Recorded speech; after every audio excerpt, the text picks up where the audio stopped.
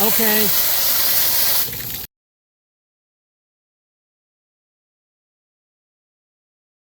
Well, we had a leak, and if you can see, go up here on the top, here's where it split.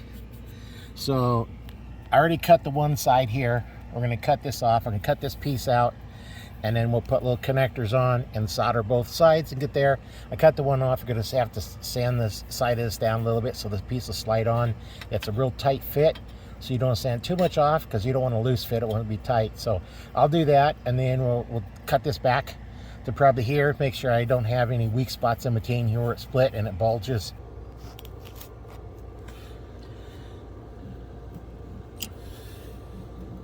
To do is you put this on, just turn a little bit of turn each time, go around,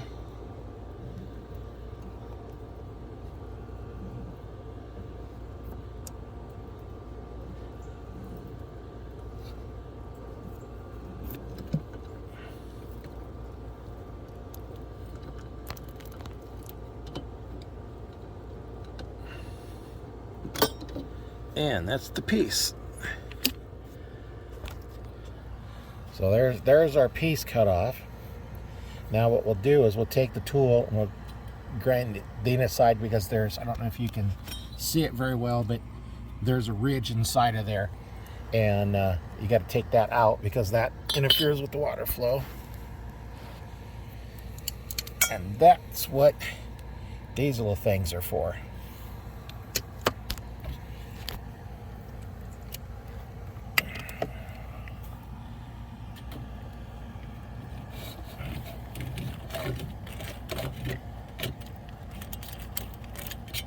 And then make sure you feel inside, make sure it's gone. If it's not gone, keep doing some more. And once that's done, then you're going to take some sandpaper or some kind of thing and rough it up. Yeah, I'm going to go ahead and pause it, and I'll come back once I get it all done. I got the piece cut, and I wanted to make sure I wasn't going too short. And it looks like I went just a little bit long, so I need to take off just a little bit because they won't quite fit. So I need to take off just a little bit. And if there's a little gap in between there, it is going to be okay anyway. All right, we have it to fit. It's fit in there. It's holding just nice. I cut off this much, almost like the size of a ring. And use it as a ring, right? Sand it up. And here's where the one seam is going to go, and there's where the other one's going to go. They fit in there. It's a nice snug fit, so when I get the covers on them, it should work just fine. So next thing now is to put the connectors on, which is one like we have down here, which looks like it kind of leaking or something, but anyway, that's what we're going to do. We'll put two of those on, and down here a little bit further is where the other one's at, and it was a piece of in here that broke. So that we're going to go ahead and get those on. Now, I was able to get one to slide on here down a little bit further, so I want to, because it's so tight, I don't have a lot of room, so I need to at least get one of them where the sleeve is even with this, so I can get this put back in place. So let me go ahead and get those on, and we'll go to the next step. Okay, we got the caps on. I was able to get this one where it's flush, and this one is down, part way in there. So what I'll do is I'll slide this one on to the one end, probably the far end because it's harder to get to, and then I'll be able to pull this on and pull that sleeve back, and then we'll see where we go from there. But that's the piece we're going to put in. All right, after getting that nice snug fit without the sleeves on, I have a sleeve right here, the one seam, sleeve down here. Now the next step is to put flux on here and get the flux, and then we'll solder it. So what happens is when you solder, you put the flux on, and then the solder on goes on after that.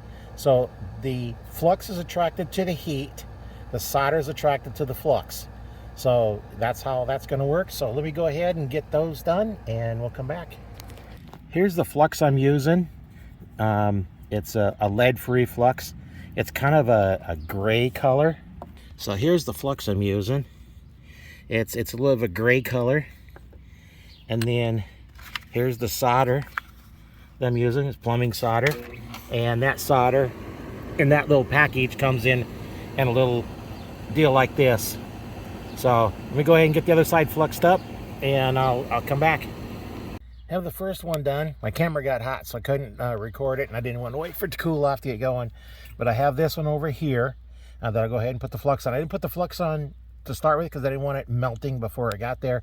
One thing to do when you're working upside down like this is make sure you're not working below where they're going to drip, because the flux will drip and it's hot. And then the solder, of course, that's really hot. That's I think that melts about 750 degrees, so you don't want that falling on you. So I'm going to sit down here, and I'm going to do this next one.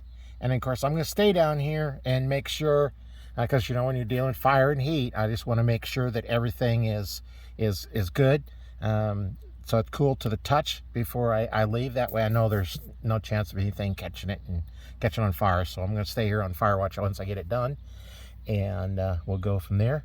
And let me go ahead and do this next one.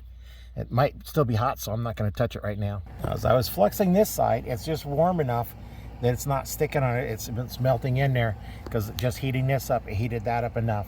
So let me go ahead and get that going. I don't think I can have the camera, I don't have it on a tripod or nothing that I can put underneath here, because if you look here, it's a crawl space.